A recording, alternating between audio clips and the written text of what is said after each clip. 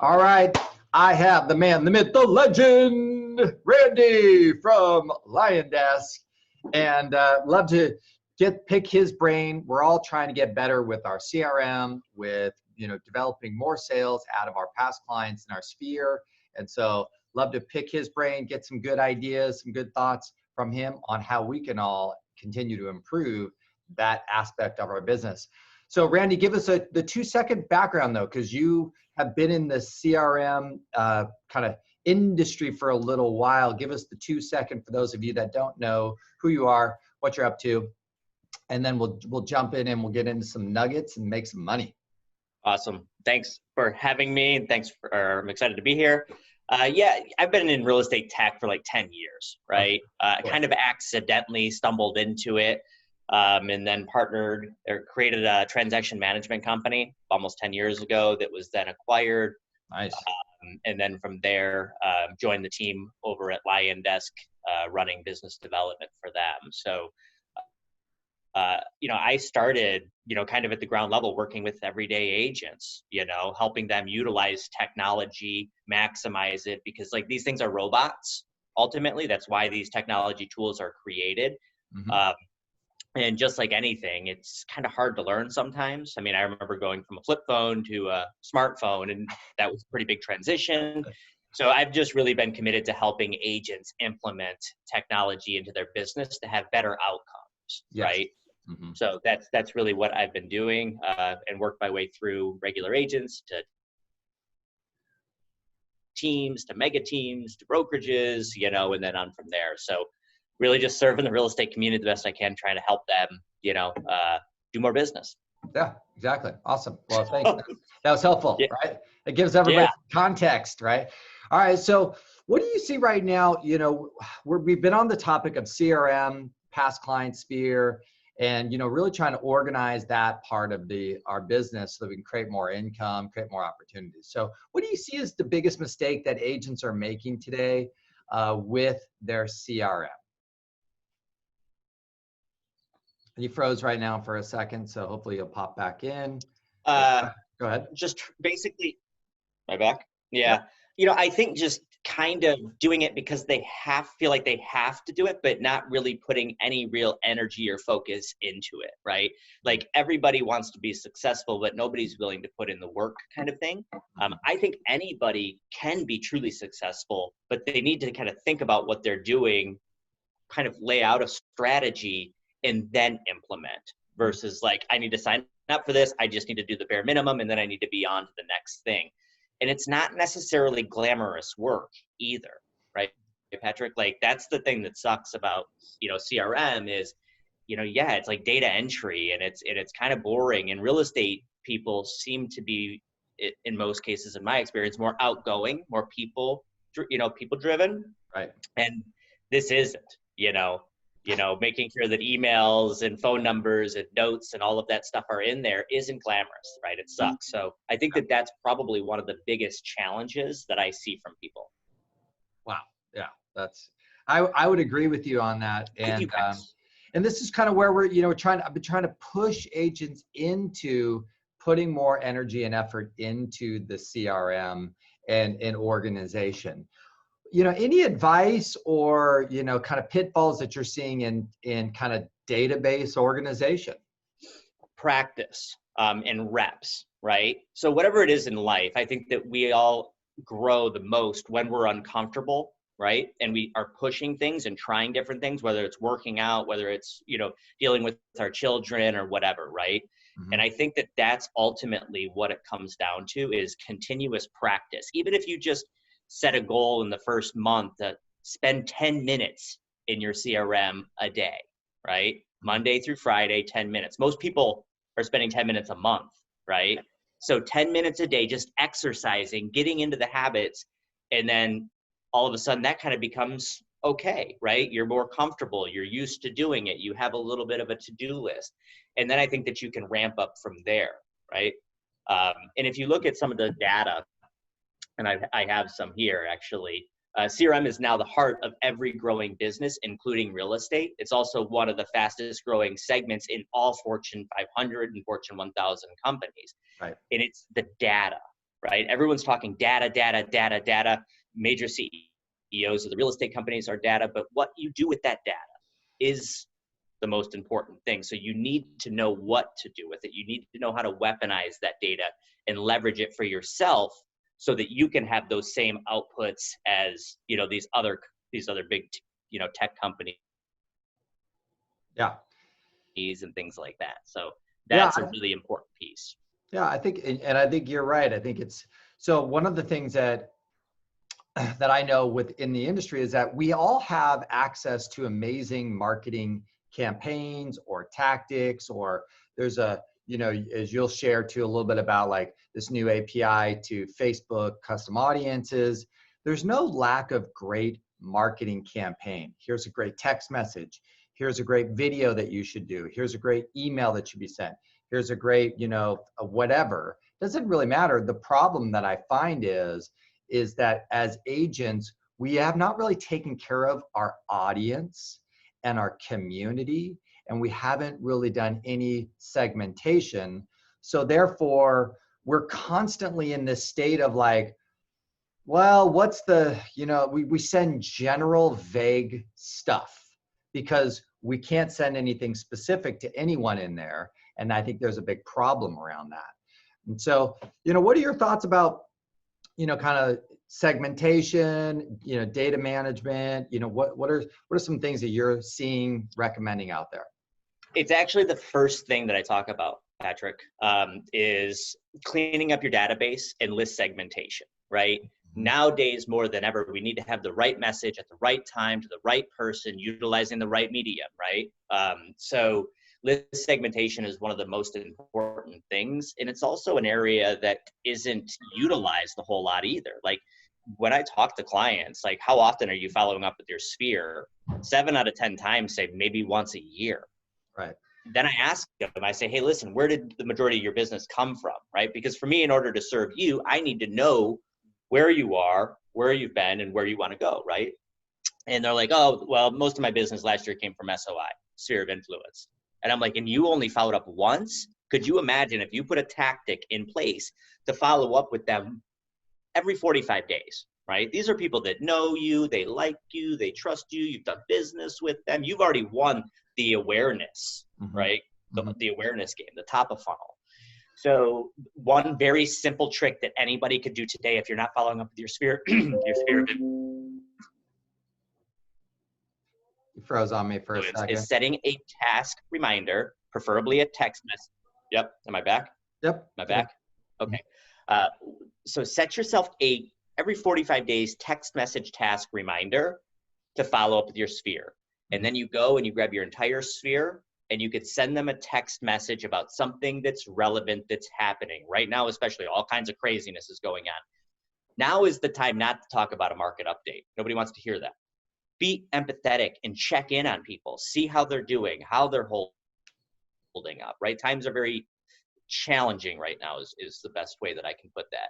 So once every 45 days, you're going to get a text message reminder to follow up with your sphere and send something out to them, preferably text message. Yeah. I would even go as far as saying a lot of the people, even for myself, is like when I went to go like, okay, well, I want to send this text message to all these people, that like I go into my CRM and it's like, oh, whoops, I don't even have Randy's cell phone number logged as a cell phone number. I have it as a custom. And or, okay, well, which segment of my sphere would I send a message to? Because I haven't even really defined that yet either. And so I find that like there's not a lack of great opportunities for marketing. There's just a lack of like, okay, you know, when they because they didn't do the reps, like you said, we give them this great idea and then they go pull up their CRM and it's like the first time they've opened it up in 30 days and it's just completely overwhelming. And then they're like, I don't know where, I don't know how, I don't know what to do.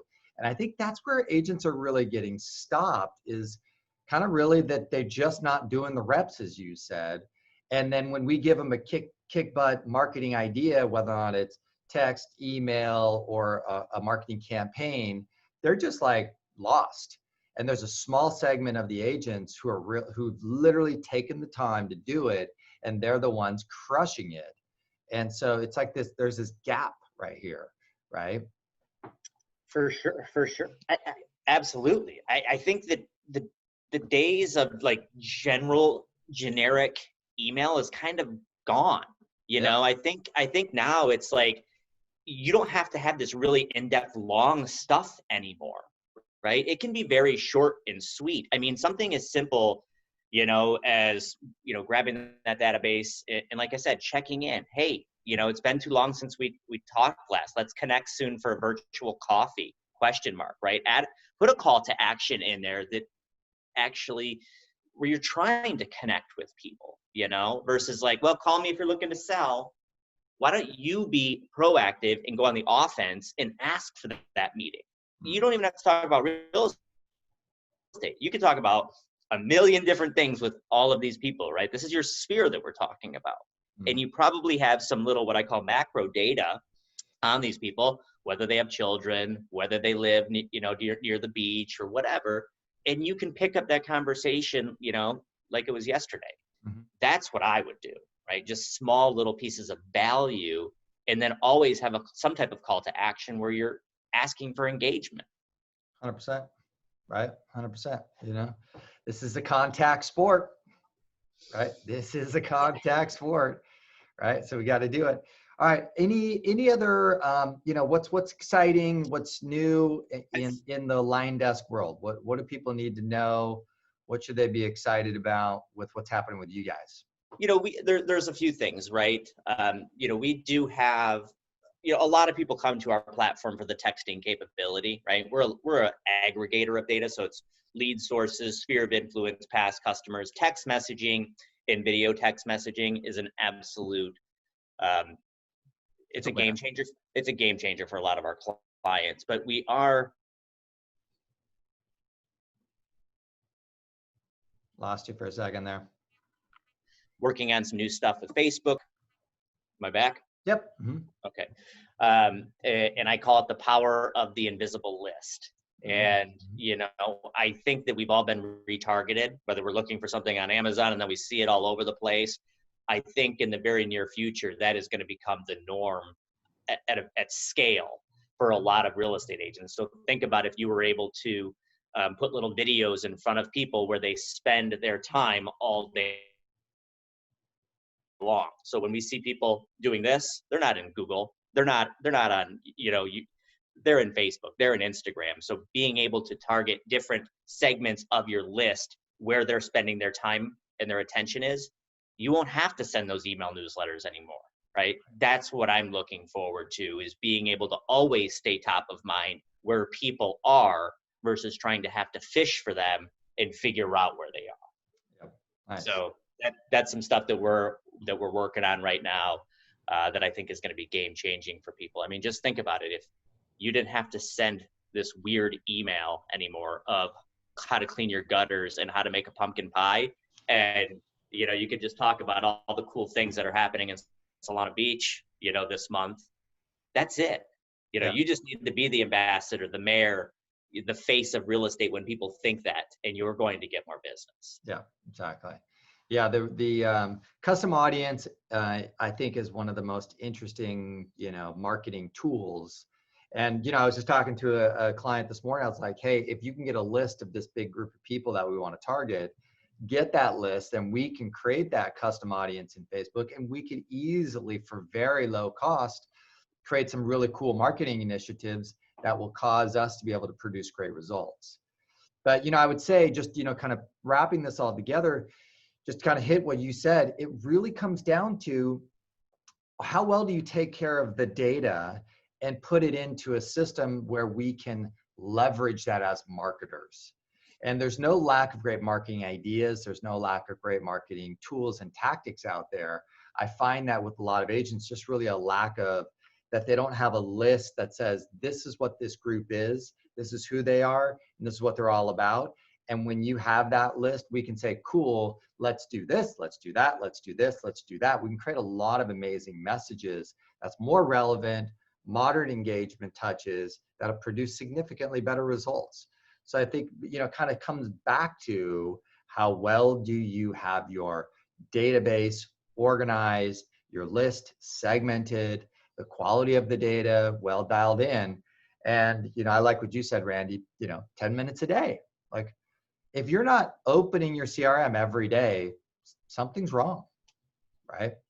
Yeah, and it creates unpredictable results, right? Like that's the thing. It seems like it's a lot of feast or famine for most agents that I talk about. Yep. It's like hurry up and do this, and then they're not doing this, right? And if you just take a step back, honestly, take a breather and just think about your business and your business plan. If you have contact information in more than 3 places, there's a problem, and also think about why all these companies are fighting.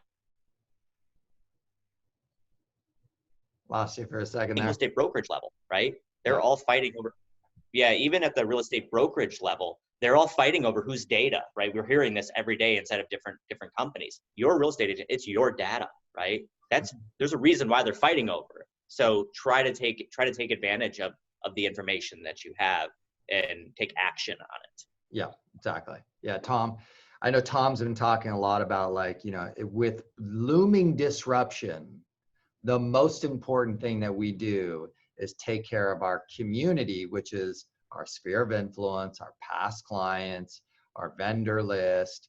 Like, really, we got to do a better job of taking care of our database and really improving the quality of our communication and our marketing messaging and our branding to that community.